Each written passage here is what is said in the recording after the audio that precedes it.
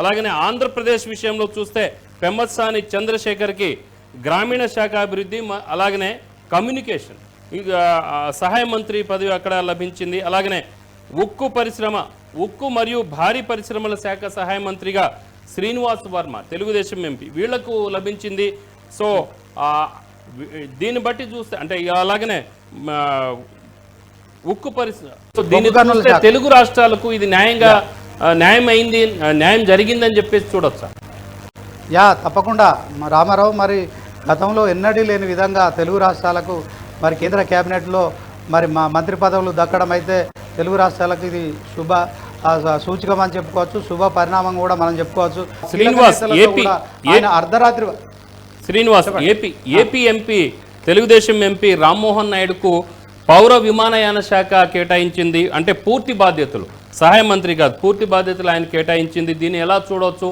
ఎందుకనంటే ఆయన యువకుడు, ఎక్స్పీరియన్స్ కూడా లేదని అంటారు, ఎంపీగా మాత్రం ఆయన గెలిచారు. సో దీన్ని ఏ విధంగా చూడవచ్చు?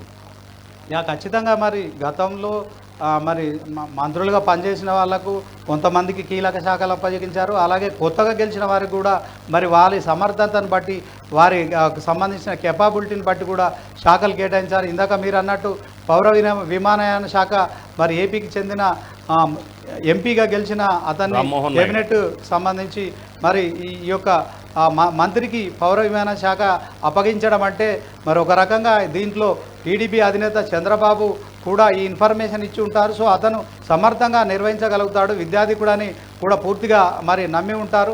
అలాగే దీనికి సంబంధించిన విషయంలో మరి ఇప్పటికీ అనుభవం ఉన్న మంత్రులకు అదే శాఖలు కేటాయించారు. ఎట్ ద సేమ్ టైం మరి కొత్త వారికి కూడా క్యాబినెట్లో స్థానం కల్పించారు. పీయూష్ గోయల్కి ఇప్పుడు వాణిజ్య శాఖను, అంటే ఆయన గతంలో వ్యవసాయ శాఖ మంత్రిగా ఉన్నారు, ఇప్పుడు ఆయనకు కొంత శాఖ మార్పు జరిగింది. సో నితిన్ గడ్కరీకి మరొకసారి కూడా మరి ఇక రవాణా శాఖను అప్పగించారు. ఇక శివరాజ్ సింగ్ చౌహాన్కి వ్యవసాయ శాఖ, అలాగే మన్సుఖ్ మాండవీయకు కార్మిక శాఖ, క్రీడలు.